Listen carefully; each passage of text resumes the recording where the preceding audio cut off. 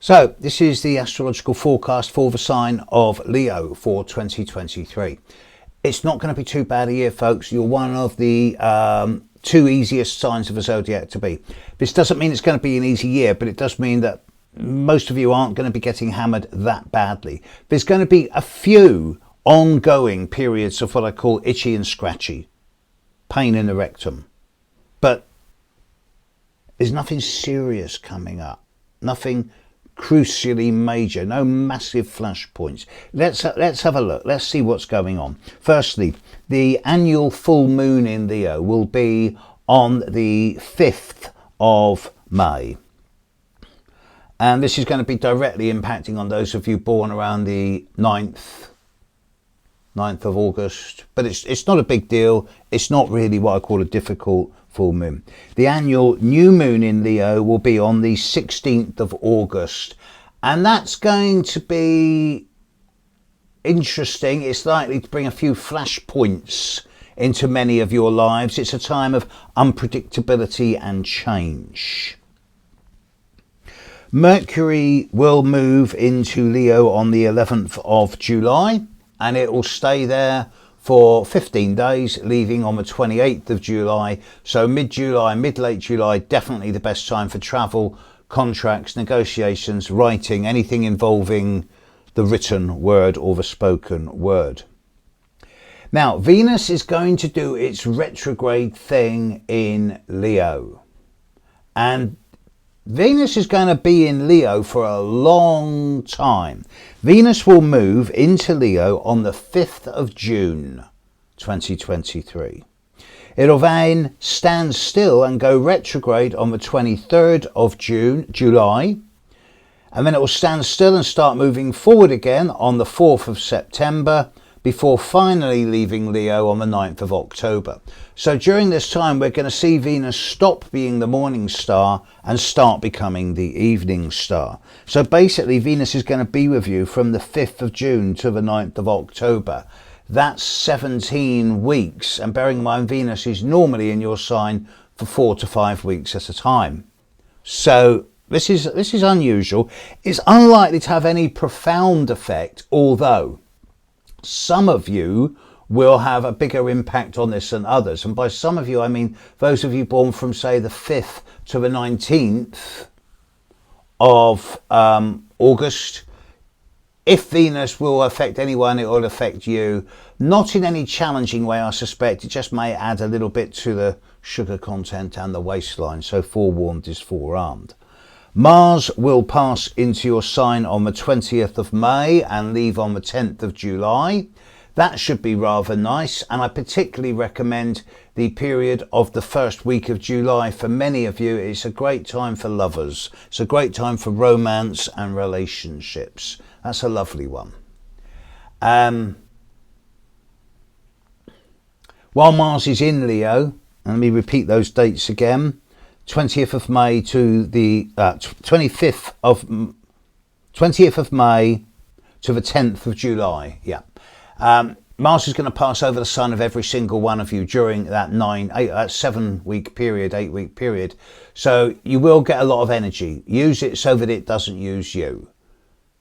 Be proactive. Go and dig the garden, get down the gym, walk the dog, do something with it. Otherwise, it'll use you, and that's when you get knocked about or accidents or burn yourself or something silly like that. The outer planets, I'm delighted to say that Pluto isn't touching you at all. One or two of you, say 21st, 22nd, 23rd of August, you might feel a little bit as if there's just that little bit of shade of something going on in the undergrowth, something going on at the psychological level, but it's not a big deal and it's not major. Nothing that will need any serious work done. Neptune also is not seriously impacting on you, although again, those of you born on the 18th, 19th, 20th of August will feel as if there's something just that little bit nebulous, that little bit of dissolving energy in the background. Again, not worth making a big fuss about, not a big deal. Uranus is going to be really hitting a few of you quite hard. Uranus will be finishing off its long-term challenges to those of you born around the 8th, 9th, 10th, 11th of August, Uranus will finish with you by the time you're into April, and that's going to really calm down things. But then Uranus is again going to impact furtherly on the charts for those of you born on the 12th, 13th, 14th, 15th of August. Big changes are coming. You will either act or you will react. If you react, then you're going to find that the wave of change will throw you all over the place. It will turn you inside out, upside down, back to front. You'll probably get trashed. If you act, you'll be surfing the wave of change, flowing with the go, letting change into your life, working with it and embracing it rather than resisting it. Got to be the sensible option.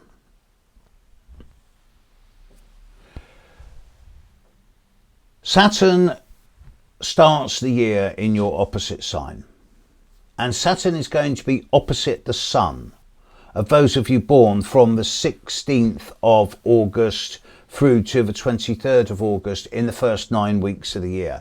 So if you're one of these people born in the last week of Leo, last 8 days of Leo, then yeah, the first 8 or 9 weeks of the year through to early mid-March, not a great time, not a time for making big actions, big decisions, big plans. Instead, it's a time of weeding and pruning and streamlining, clearing the decks, letting go of things, people, situations and environments that are past their sell-by date and have reached the end of their shelf life. And it's not a time really of loss, it's more a time of closure. So be selective in what you do and keep your powder dry until you're into mid-March. After this, Saturn will move into Pisces, and from then on, things are going to become a lot calmer. And you should find that from mid-March onwards, all of you, there's far less restriction and limitation around. Jupiter is going to start the year in Aries, and over the period from the start of January through to the middle of May, Jupiter is going to trine the sun of every single one of you. And this suggests that particularly the time of mid-March to mid-May, a lot of you are in for quite a favourable time, particularly in terms of business opportunities, work opportunities, making money. It's looking healthy. However, from the 15th of May, 13th of May, 15th of May onwards, something like that, yeah, Jupiter moves into Taurus on the, I've got it, yeah, 16th of May onwards, Jupiter will move into Taurus. And then some of you, those of you born on or before the 7th of August, you're going to find that the more you get into July and August, certain situations in your lives are going to become larger than life. Mountains made out of molehills, over the top. And it'll be easy to buy into the hype and spin. Now, this isn't all of you. It's those of you born basically between the 29th of July and the 7th of August. But if you're one of these people, then over the second half of this year, watch out for the white elephants. Watch out for people promising more than they can deliver and the hot air. And if you get caught up in other people's stuff, you'll have to sort of sort it all out. And then when it all goes wrong, you'll have to take the blame. Whereas if you're strong enough to go, no, this is hype and spin. This is not my stuff. This is your stuff. I'll help you, but I'm not doing it for you. Then you'll be making exactly the right decision. Watch out for the hype and spin. The full moon in Leo on the 16th of August, it is going to be strongly square to Uranus in the sky. So for all of you, be aware that the period of the 14th to the 17th of August is one of those short, sharp blips. It's like the pimple on top of the boil. It'll be very easy to say or do something you later regret. So forewarned is forearmed. Apart from that, for most of you, it's a pretty damn good year. Make hay while the sun shines.